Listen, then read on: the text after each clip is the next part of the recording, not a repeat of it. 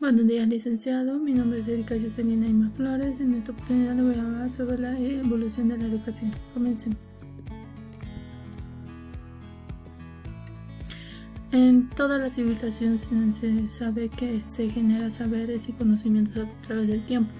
También se crean mecanismos para producir, reproducir y utilizar los mismos, estableciendo relaciones con la madre tierra, el cosmos y la forma de vida en los seres humanos y de sus culturas. La educación incaica. La educación incaica se basa en la educación en tierras bajas y altas, y esta educación era más que todo cosmocéntrica. Conozcamos un poco más. La educación era informal, ya que la educación, como podemos ver, el hijo de Ataunturana recibía la educación en su hogar. Eran impartidos por los padres y los abuelos esta educación. La enseñanza de los valores era más que todo el amaqueya, no seas aragán, amasúa, no robes, amayuya, no mientas. En los relatos pasados nos dicen que sus conocimientos prácticos de ellos se basaban más que todo en la agricultura, ganadería, caza, artes y la moral y más que todo en la religión. Uno de los objetivos de la educación incaica era que la preparación de su gente en que se dedicaba a la educación agropecuaria. Los más antiguos, las personas más antiguas en esa época eran conocidos como chamanes. La edad para impartir una educación era a partir de los 25 a 50 en los hombres guerreros o hijos de los hombres guerreros. En los tiempos de educación. El tiempo de educación que se basa en este era en total en los 4 años. Los hombres eran educados a través de los yachaiwasis y las mujeres ajinahuasi. En el primer año de educación se impartía la educación del uso y el manejo del agua. Como segundo año era la religión. En el tercer año la interpretación del lupus quipus y en el cuarto año la historia de las guerras. Como podemos ver en la imagen reflejadas, en esta imagen podemos ver cómo preparan al hombre en el momento de la defensa de las guerras, así como también la producción. En esta imagen podemos observar que la educación era impartida de hombre a hijo o de hombre a hombre. Continuamos. Los roles de los hombres y de las mujeres. Ya desde muy pequeños, cada hombre y cada mujer tenía su rol. El rol de los hombres era que desde el momento que los niños se dedicaban a las faenas, en la preadolescencia a la pesca y a la caza, y en la adolescencia ya les enseñaban el manejo de las herramientas y el pastoreo. En adulto más profesaban la ética moral y la salud física, y ya se podían convertir en padres. Como podemos ver en estas imágenes, la educación del hombre más era para el cuidado y la reproducción de sus tierras, así también que el hombre impartía a los jóvenes esta educación. El rol de la mujer, ante todo, se fijaba que desde el momento que la niña era infante, cuidaba tenía el cargo de cuidar a sus hermanos pequeños. Ya cuando va creciendo, la niña fue obteniendo otras obligaciones como el traslado de la leña, la paja, ayuda en la cocina y más. Cuando pasa en la preadolescencia ya le dan el encargo de recoger las hierbas, las flores, las lanas y mucho más. Ya cuando pasa en la adolescencia va aprendiendo el pastoreo, el hilar, el cuidado de la siembra, y en adultos podrían ya casarse. Como podemos ver en esta imagen que nos refleja que la enseñanza impartida hacia la mujer era por una mujer, o sea, por sus madres. Estas eran cuidadosamente de enseñarles los oficios de una mujer en esos tiempos. Ahora vamos a ver un poco más sobre la educación colonial. Los niveles de educación. En tiempos de la educación en las colonias existieron 3 niveles de educación. Como podemos ver, estamos con la educación elemental, que enseña el catecismo, así mismo que a los niños criollos y en ocasiones a los mestizos y a los indios. La educación intermedia, que está orientada a los sectores altos y medios de la población. Y la educación superior, que orienta a los niños en una función de corona y les enseña teología y leyes. Como podemos ver en la imagen que nos refleja la enseñanza, en esos tiempos más de que todo era memorístico, ya que la interacción con el maestro no existía tanto. Como se dictaba, el niño debería de aprender y memorizarse. ¿Quiénes le enseñaban? Los maestros del colegio eran los sacerdotes, a quienes enseñaban esta educación. Los novicios por las distintas órdenes religiosas. En la universidad los maestros eran laicos formados en las mismas aulas. Contándose también de la presencia de sacerdotes en la universidad, los profesores tenían pupilos y quienes seguían su vida intelectual. Esto nos hace entender que más se basan en la educación religiosa, no buscaban, era estricto y era limitante. En la educación, las características de esta educación colonial tienen que era elitista, era dogmática y absolutista. Esto quiere decir que no daban paso a que otros dieran su opinión. Memorística, tal como les guiaban o les dictaban en esos tiempos, ellos tenían que aprender. Patriarcalista, como también religiosa, rígida y asistemática. Ahora podemos ver un video que nos puede ampliar un poco más sobre el conocimiento de cómo era la educación en tiempos de colonia. Esto lo vamos a ver un video más llamativo para nuestra actualidad.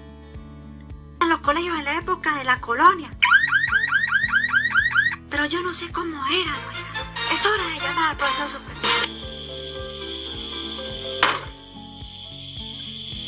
Niños, ¿qué están haciendo? ¿Por qué no están en el colegio? Usted sí que es chistosa, ¿no? ¿Cómo se le ocurre que vamos a estar en el colegio si no nos dejan? Eso de la educación para los negros es prohibido. Nosotros nacimos para servir. Si algunos de nosotros aprendemos a leer y escribir en la escuela de primeras letras y nos enseñan sobre el poder de Dios y de Jesucristo. Por Dios, ¿cómo es eso? Si la educación es un derecho de todos los niños. Tienes toda la razón, Mozalbete. Al colegio solo vienen los blancos y con recursos suficientes para pagar su educación. Así que mejor vete, si no quieres que Dios te castigue por meter tus narices donde no debes. Ustedes dos, ¿qué? Señor, venimos a ponernos a su servicio. Tal vez necesite hacer la limpieza del colegio. Sigan, apurados. Está tan raro. Es como si estuvieran hablando en chino. No sé, chica. El dictado es en latín. Madre de las lenguas romances. Claro, es que deben estar en clase de latín, mamá. No, Hamilton, he estado investigando y descubrí que en esa época todas las clases se daban en latín. Lo que está dictando el profesor es la Eneida de Virgilio. ¿Qué hace ahí, joven? Es que el profesor me castigó por no aprenderme la lección. Hamilton y Lina, estamos afuera en un salón de clase y estamos viendo a un joven llorar. Imagínense que el profesor lo castigó por no saberse la lección. Oigan, ¿ustedes qué hacen acá? ¿No saben que los negros tienen prohibido el ingreso al colegio? Y también las mujeres, los indios y los blancos sin riquezas. Mejor dicho, en este tiempo casi nadie se podía educar. No hay ni una sola niña por aquí. Pues sí, solo unos privilegiados podemos estudiar. Ahora retírense. Mamá, según nuestra investigación, en esos tiempos las mujeres no iban al colegio porque normalmente se encargaban de las labores domésticas. ¡Ay!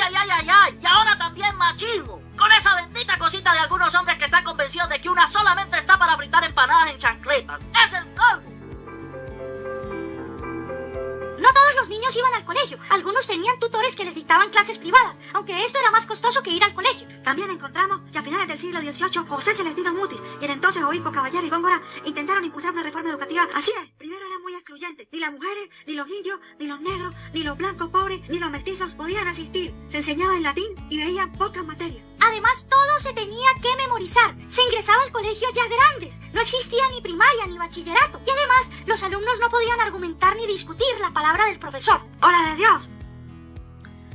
Bueno, como podemos observar en el video, nos da un poco más de ampliación y un poco más de comprensión de cómo era la educación en tiempos de colonia. En los colegios en la época.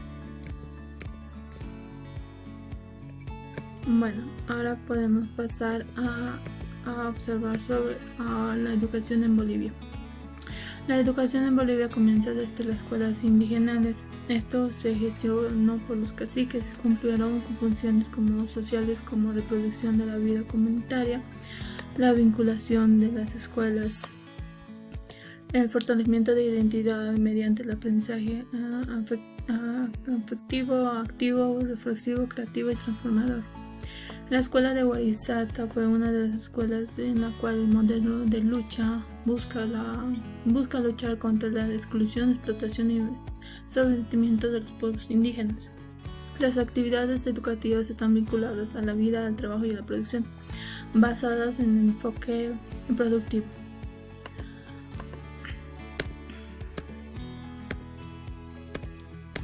La escuela de Warisata también toma una educación de 4 dimensiones. En el aula taller se blandillo actividades cotidianas, dando lugar a la escuela de trabajo y la escuela productiva, donde la enseñanza era en y para la vida. Esto no quiere decir que desde la creación de la escuela de Warisata en Bolivia se ha creado esta escuela para poner en práctica sus conocimientos del hombre. Esta escuela se basaba básicamente en la práctica y asociado con un poco de teoría. Santiago Poma fue uno de los fue castigado y torturado, y su legado lo continuó Martín Incaldi, quien promueve la educación indígena con las escuelas clandestinas. Una de las escuelas otras normales que se crearon en esa fecha a partir de 1915 fue Humala en La Paz, Colón y Cochabamba, Normal Superior de La Paz en San Simón. La ley 070 se crea en 2006. Se crea la Comisión Nacional de la Nueva Ley de Educación Boliviana. El modelo educativo tiene su puesto jurídico en la Constitución Política del Estado Plurinacional y teniendo el plan de desarrollo y la educación. Esta educación está orientada a ser una educación descolonizadora, revolucionaria, antiimperialista, liberadora y transformadora. Como también podemos entender que a través de esto podemos hacer una comparación del antes de una educación tradicional y con la educación actual. En las actividades antes se centraba en la enseñanza, es decir, se tomaba relevancia en el desarrollo de aptitudes y habilidades del docente. Ahora se cohesiona el proceso de enseñanza y aprendizaje, promueve el desarrollo de las aptitudes y habilidades del docente para que se pueda abordar el proceso de aprendizaje de los estudios de los estudiantes. Se centra en la disciplina y la prevalencia del aprendizaje conceptual y memorístico. Ahora en la actualidad se basa en el enfoque globalizador, contextualizado y participativo. Se relaciona con los conceptos interdisciplinariamente. El método de la clase. El método de la clase antes era utilizado, explicado por el tablero, por el libro, transmitido un conocimiento y el alumno actúa como receptor de manera de aprendizaje privilegiada. Y lo memorístico. Ahora el docente procura orientar y coordinar actividades en las cuales los estudiantes tienen un papel central y participativo. Se disponen de diferentes recursos adicionales a los tradicionales con los cuales se promueve la experiencia del diálogo y la verificación del aprendizaje. El fin del dogmatismo. Esto se busca con la finalidad de plantear actividades para que los niños puedan ampliarse. Los contenidos ahora son cambiantes, se tiene en cuenta los conceptos teóricos establecidos articulados de manera contextualizada. Antes nuestros contenidos eran rígidos y no se podían cambiar. El desarrollo de la clase. Antes se explica el tema, se planifica el ejercicio, se deja una tarea para mecanización y luego se evalúa el tema de impartido. Ahora se realiza una actividad introductoria y se dio la explotación del tema. Se realiza actividades individuales o grupales en el uso de recursos de conceptualización y realización de ejercicios sin resolver una duda.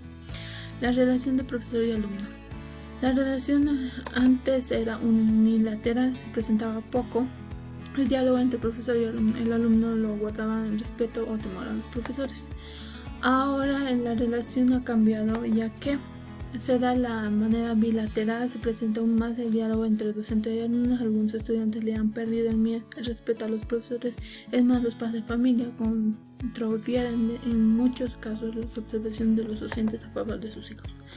La evaluación era un poco tanto memorístico antes, pero ahora ya busca el proceso de estudiantes de realizar de manera permanente, en la cual se podría obtener el conocimiento. Y es así como la evolución de la educación a través de los años ha ido mejorando y ha ido cambiando. Eso es todo. Gracias.